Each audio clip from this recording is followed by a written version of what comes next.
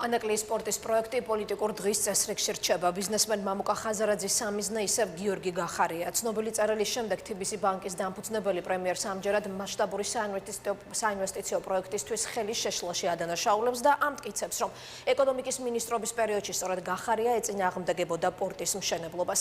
ნეგატიურად ისაუბრა დღეს პოლიტიკაში წასულმა ბიზნესმენმა ინფრასტრუქტურის მინისტრზეც და ამ კონტექსტში 12 სექტემბერს მაიაცკიტიშვილსა და ინვესტორებს შორის გამართული შეხვედრა ახსენა.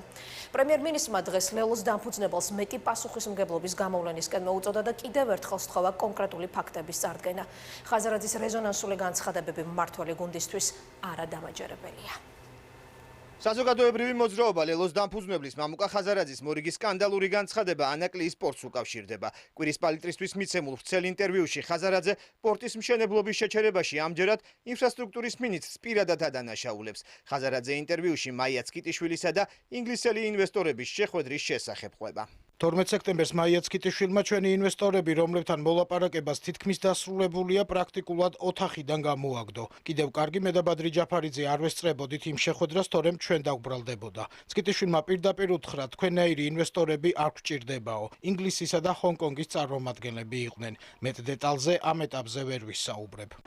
შეხვედრას, რომელზეც ხაზარაძე გამოცემასთან ინტერვიუში საუბრობს, ვიცე-პრემიერ მაიაცკიტიშვილთან ნამდვილად შედგა, თუმცა უწყებაში რაიმე სახის კონფლიქტს არ ადასტურებენ. ინფრასტრუქტურის სამინისტროში განმარტავენ, რომ კომპანია მერიდიან კაპიტალ ლიმიტედის წინადადებას სწავლობენ, თუმცა რამდენად შეესაბამება ეს კომპანია ანაკლიის პორტის მშენებლობის პროცესს, ამის შესაფასებლად სამინისტროს 28 დღიანი ვადა აქვს.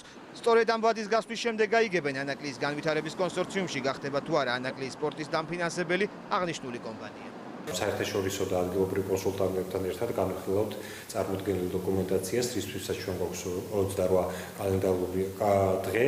ამ პერიოდში ჩვენ მიღებული იქნება გადაწყვეტილება, რის შესახებაც ეცნობება საზოგადოებას. მთავრობის კიდევ ერთი წევრი, რომელსაც ხაზარაძე ამავე ინტერვიუში ახსენებს და ანაკლიის პორტის მშენებლობის შეფერხებაში ადანაშაულებს პრემიერ-მინისტრი გიორგი გახარიაა. მთავრობის მეთაური ლელოს დამფუძნებლის ამ განცხადებას პოლიტიკურ ჭორაობას უწოდებს და ხაზარაძეს სახელმწიფოსთვის სტრატეგიული მნიშვნელობის პროექტის პოლიტიზებისგან თავშეკავებას ურჩევს.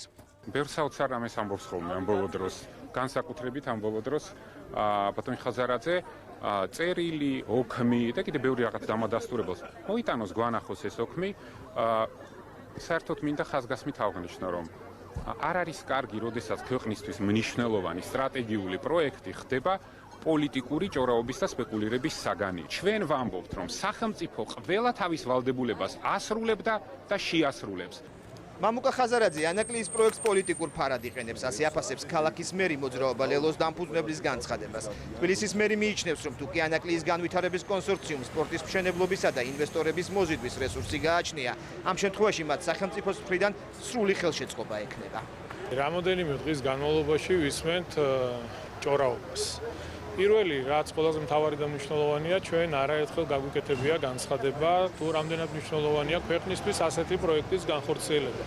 თან ვიცით, რომ არის კერძო ინვესტიცია, მაგრამ ეხლა კერძო ინვესტიციას თუ უნდა რომ რაღაც ფარად ამოიყენოს ეს კონკრეტული პროექტი, რადგან ჩვენთვისაც მნიშვნელოვანია და სახელმწიფოს ხარჯით და სახელმწიფოს ასე რომ ვთქვათ გარანტიებით განახორციელოთ, ეს არ გამოდის. მამუკა ხაზარაძის ხმაურიანი განცხადებები და ანაკლიის პორტის მშენებლობა პოლიტიკური განხილვის ერთ-ერთი მთავარი თემა გახდა პარლამენტშიც. საპარლამენტო უმრავლესობა მამუკა ხაზარაძეს ანაკლიის თემით სპეკულირებაში ადანაშაულებს. ოპოზიციაში კი მიიჩნევენ, რომ ხელისუფლება პროექტის განვითარებას ხელს მიზანმიმართულად უშლის. ასეთ მნიშვნელოვანი პროექტის შემქმნელების და განხორციელების წინააღმდეგ პოლიტიკური დევნა მიმდინარეობს, რომელიც დაიწყო ივანიშვილის საჯარო განცხადებებით, ეს ბუნებრივია მეტყველებს იმაზე, რომ ამ პროექტს ხელს უშლიან. რატო უშლიან? ხედავთ, რომ გვაქვს საფუძვლიანი ეჭვირო ამ საკითხში რუსული გავლენაა. აქ ან მათ შორის ბიზნესმენაშვილის ეჭვიანობა ნებისმიერი პროექტის მიმართ, სადაც თვითონ არ არის კონტროლის ქვეშ, ან კომბინაცია ამ ორი ფაქტორის. საქართველოს დღევანდელი ხელისუფლების ინტერესები არის სრულიად განუყოფელი რუსეთის ინტერესებისგან. არანაირ ეჭვს არ იწვევს ის, რომ დღევანდელი ხელისუფლება ასრულებს რა რუსეთიდან მიღებულ დავალებებს, მათ შორის შეასრულებს დავალებას, რომ ყველაფერი გააკეთოს იმისთვის, რომ ჩაშალოს ანაკლიის პორტის პროექტის განხორციელება. არა მარტო მე, საზოგადოების დიდ ნაწილს ეჩვენება, რომ ანაკლიის პორტით სპეკულირება არის საზოგადოების ამომრჩეველის გარკვეული მნიშვნელოვანი ნაწილის მოზიდვაზე გათვლილი.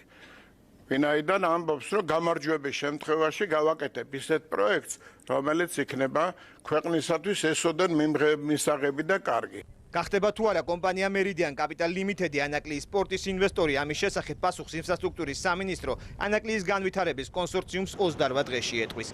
კანონით გათვალისწინებული პერიოდის გასვლის შემდეგ გაირკვევა, ჩაერთვება თუ არა პროექტის განხორციელებაში ახალი ინვესტორი.